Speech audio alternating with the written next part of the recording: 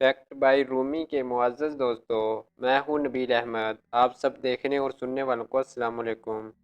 प्यारे दोस्तों, मुसलमानों में जुमे के दिन को, जबकि ईसाइयों में इतवार को मुक़द्दस समझा जाता है, लेकिन यहूदी हफ्ते के दिन को मुक़द्दस समझते हैं।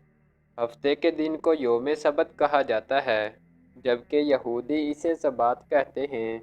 इस दिन वो कोई काम नहीं करते। ये हफ्ते के दिन काम करने से इतना गुरेज करते हैं कि एमरजेंसी की सूरत में तभी इमदाद भी नहीं देते। अगर जान जाने का ख़तरा हो तो ही कुछ करते हैं। हफ्ते के दिन ये सिर्फ इबादत और आराम करते हैं। इनके शरई कानून में 39 ऐसे काम हैं जिनको हराम समझा जाता है। ये घर में कुछ नहीं पकाते, ये आग में कुछ नहीं जलाते, यहाँ तक कि आग को बुझाने भी नहीं देते हैं। हफ्ते वाले दिन ये टांका या बटन भी नहीं लगा सकते। एक हद से ज़्यादा ना तो लिख सकते हैं और ना ही मिटा सकते हैं। मिसाल के तौर पर अगर एक यहूदी ने हफ्ते के दिन अलिफ लिख दिया तो वो बे नहीं लिख सकता। इसका इस दिन का कोटा पूरा हो गया। अगर कोई इससे ज़्यादा लिखता है तो ये हराम काम होगा। बात का दिन जुमे की शाम गुरूब आफताब से लेकर हफ्ते के दिन आसमान पर 3 सितारे ज़ाहिर होने तक का होता है। इस दिन का आगाज़ मोमबत्तियाँ जलाकर किया जाता है और इस दिन यहूदी शराब और खाने पर कुछ पढ़कर खाते हैं। एक खाना जुमे की शाम को, दूसरा हफ्ते की दोपहर को और तीसरा हफ्ते की दोपहर के बाद होता है। ये लोग खाना शुरू करने से पहले कुदूस कहते हैं। इसका मतलब है मुक़द्दस। जुमे को शबात की तैयारी के तौर पर मनाया जाता है। ये जुमे को जल्दी जल्दी अपने सारे काम निपटा लेते हैं और अपने घरों की सफाई कर लेते हैं। बाल कटवाते और खुसूसी लिबास ज़ेब तन करते हैं। नामुनासिब गुफ्तगू नहीं करते और ज़्यादा देर तक बात नहीं करते।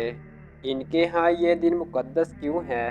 इसकी वजह ये है कि खुदा ने 6 दिनों में ज़मीन और आसमान बनाए हैं, जबकि 7वें दिन शबात था। जबकि हफ्ते के दिन यहूदियों को फ़िरौनों की ग़ुलामी से निजात हुई। जब यहूदी मिस्र से निकले तो वो हफ्ते का दिन था। कुरान हकीम में हुक्म है कि यहूदियों के लिए इस दिन को खुदा ने मुक़द्दस करार दिया था। इस दिन इन्हें कोई भी कारोबार करने और मछलियाँ पकड़ने से मना किया गया।